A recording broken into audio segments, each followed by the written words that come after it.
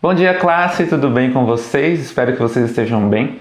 Hoje nós vamos iniciar a nossa primeira unidade aqui, onde nós vamos conversar um pouco sobre conjuntos numéricos. Nós vamos estar estudando esses conceitos. E na aula de hoje nós vamos começar conversando sobre o que é um conjunto, a definição de conjunto, algumas das representações que nós costumamos utilizar para representar conjuntos, as maneiras mais tradicionais de representarmos conjuntos, e também algumas classificações importantes, alguns conjuntos específicos, alguns conjuntos particulares que são bem importantes da gente entender, saber qual que é o nome deles e quais algumas características, algumas propriedades deles. Bom, então para começar, vamos pensar o que é um conjunto. Toda vez que a gente pensa em conjunto, a gente está pensando ali numa coleção de objetos, uma coleção de pessoas, uma coleção de números, de elementos que, em geral, têm alguma característica em comum entre si. Então, aqui vamos colocar como coleção de elementos. E aí, em geral,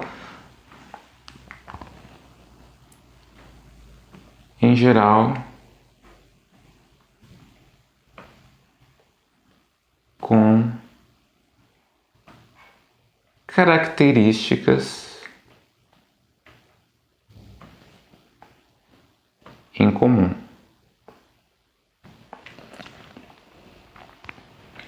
Porque o que torna um conjunto interessante de ser estudado é o fato justamente dos elementos ali dentro desse conjunto terem características em comum, que faz sentido eles estarem reunidos ali dentro desse conjunto. Então, se por exemplo eu falo o conjunto das frutas, a gente vai colocar lá dentro, tem um abacaxi, a pera, a melancia, a maçã. Agora, se eu falo mais especificamente, o conjunto das frutas vermelhas, a gente pensa a maçã, o morango, a framboesa e assim por diante. Então, geralmente a gente tem essa noção de que os elementos dentro de um conjunto estão lá justamente por terem alguma característica em comum. Essa é a noção básica para a gente começar a discutir conjuntos. Agora, para representar um conjunto, a gente tem algumas opções. Então, digamos que eu tenho ali um conjunto que eu vou chamar de conjunto A. Um conjunto de números. Uma maneira que eu posso representar o conjunto A é enumerando os seus elementos. Então, eu posso falar lá, A é um conjunto, e aí quando a gente enumera, a gente usa chaves, dos seguintes números. 1, 2, 3, o 5, o 8. Esse é o conjunto A. Quando eu escrevo dessa forma entre chaves e colocando todos os elementos que pertencem ao conjunto A, eu estou enumerando os elementos, então eu estou representando quem que é o conjunto A. Então aqui é uma enumeração dos elementos.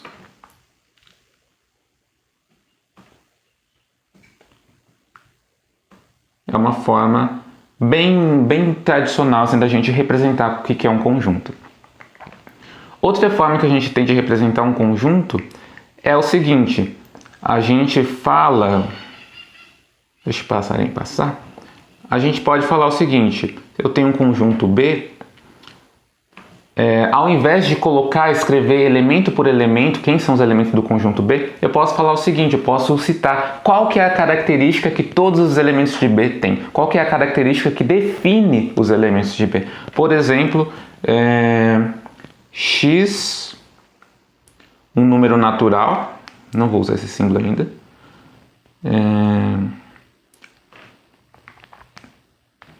por exemplo, X, tal que X é um número natural,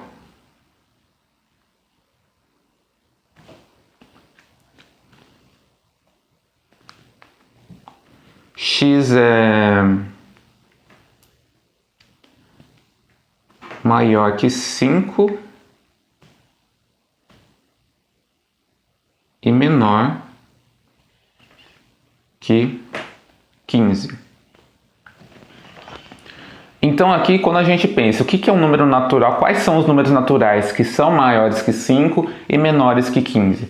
são os números 6, 7, 8, 9, 10, 11, 12, 13, 14. Então, todos esses números são os números que formam o conjunto B. Só que eu não coloquei eles, eu não elenquei todos esses números. Eu simplesmente descrevi, na verdade, né, qual que é a característica que define um conjunto, qual que é a característica que define um elemento para ele estar contido, para ele pertencer a esse conjunto B. Então, isso aqui é uma maneira de representar um conjunto por, como é que a gente fala? Pela característica do conjunto, né?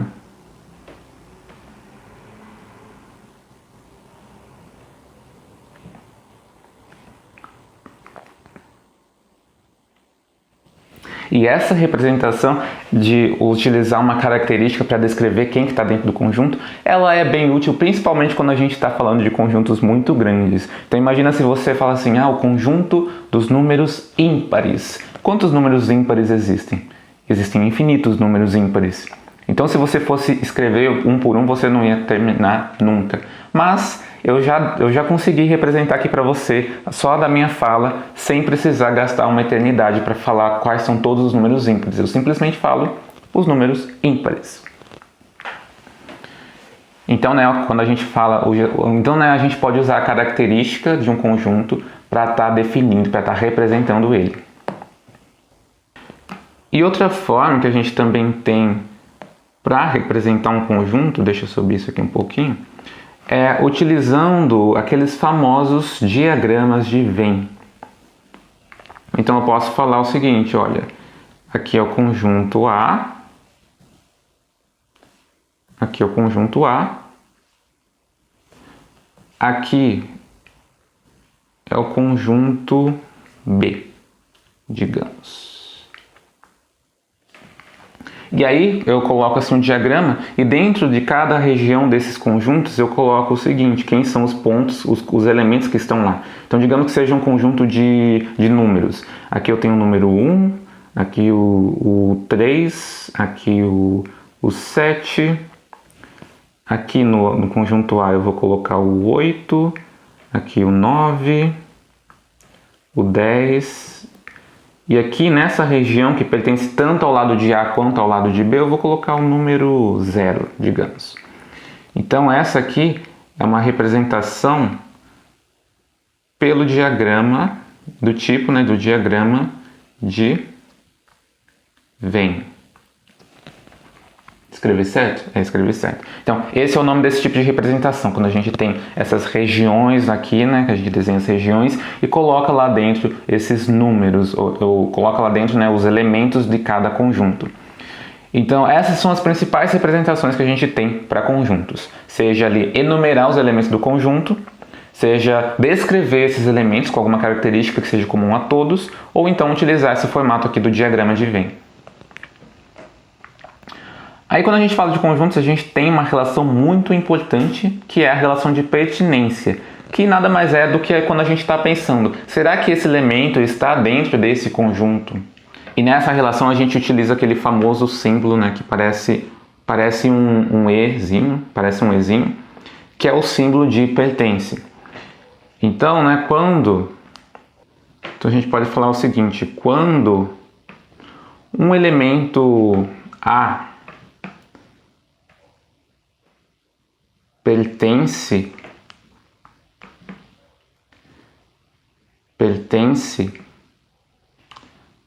a um conjunto A, o que a gente fala, o que a gente escreve? A gente escreve isso daqui, A pertence a A. É a nossa notação e a gente lê desse jeito mesmo, A pertence a A. O elemento A pertence ao conjunto A.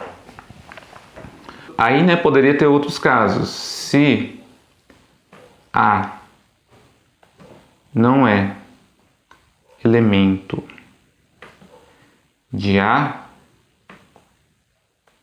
escrevemos, o que nós escrevemos? A não pertence a A.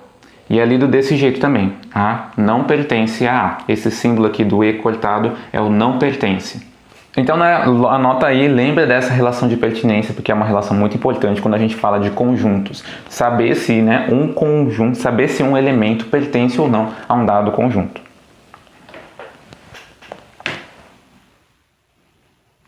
Aí a gente pode se perguntar, quando que dois conjuntos são iguais, né? Quando a gente consegue falar sobre a igualdade de dois conjuntos.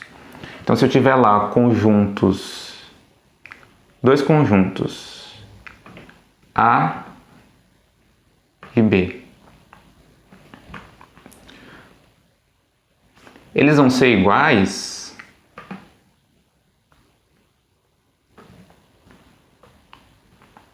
se possuírem exatamente os mesmos elementos. Então, se eu tenho um conjunto A e um conjunto B, para eu falar que os dois são iguais, então tudo que tem dentro do A tem que estar dentro do B, e tudo que tem dentro do B tem que estar dentro do A. Não pode ter nada fora, nada faltando, nenhum dos dois. Então, né, se a gente quiser escrever isso com uma notação um pouco mais matemática, a gente fala A igual a B se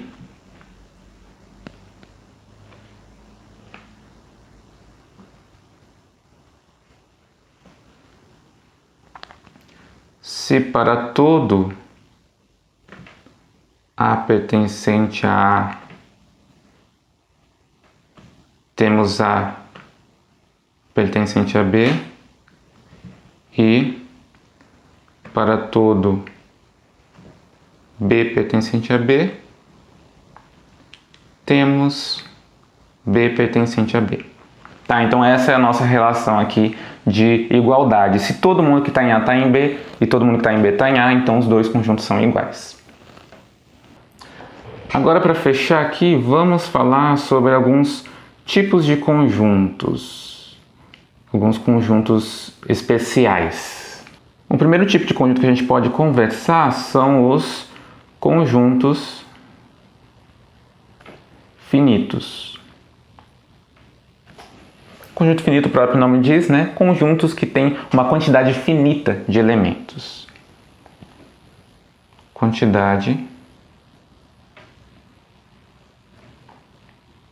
finita de elementos. E analogamente, né, aos conjuntos finitos, a gente tem também os conjuntos infinitos, que vão ser quem? Aqui eu vou só adicionar um in, que são os conjuntos com uma quantidade infinita de elementos. Aqui, a maioria dos exemplos que a gente passou aqui atrás, por exemplo, o A era um conjunto finito, tem lá, dá para contar, ó, tem 5 elementos, 5 elementos. Aqui o B, como a gente tem lá o x natural, o x maior que 5, menor que 15, também tem uma quantidade finita de elementos.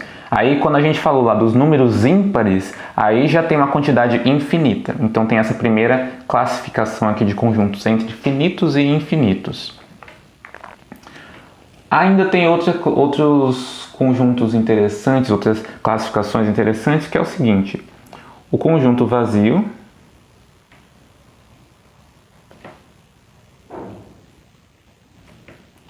e o conjunto universo. Quem que é o conjunto vazio? É o conjunto que não tem nenhum elemento dentro dele, né? Por isso o nome vazio. Geralmente, como ele é representado? Geralmente a gente representa o conjunto vazio ou por duas chaves sem nada dentro, né? Na representação do vazio, ou o que é mais comum de ser visto é esse símbolo aqui, uma bolinha cortada. Esse é o símbolo do vazio. Agora, cuidado, nunca façam isso daqui. Nunca representem o vazio com chaves e a bolinha cortada dentro. Isso aqui é uma representação errada, é uma notação errada. Para denotar o vazio, ou são as chaves vazias, ou é a bolinha cortada. E claro que a gente também poderia representar o conjunto vazio a partir da definição de um conjunto que realmente não tem nenhum elemento que satisfaça uma condição. Por exemplo, se eu falar que V é um número... Se eu falar que V é um conjunto, é o conjunto de todo x natural, tal que tal que 2 menos x é igual a 6. Só que para 2 menos x ser igual a 6, x teria que ser igual a menos 4. Só que menos 4 não é natural. Portanto, esse conjunto aqui só pode ser o vazio. Não existe um x que satisfaça essa condição, né? Agora, quando a gente fala em conjunto universo, a gente está falando justamente do conjunto que tenha dentro dele com todos os elementos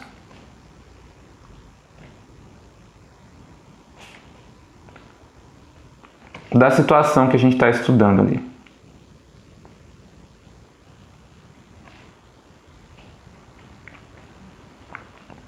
Então, se a gente fala ali, o conjunto das frutas, a gente está falando sobre frutas, o conjunto universo é o conjunto de todas as frutas que existem estão lá, fazem parte desse conjunto universo. Aí quando a gente fala ali, as frutas vermelhas, frutas amarelas, frutas cítricas, são outros conjuntos que aí já não incluem todas as frutas, cada um desses conjuntos, mas quando a gente fala em conjunto universo, a gente está pensando na generalização, englobando todos os elementos que fazem parte desse contexto que a gente está estudando.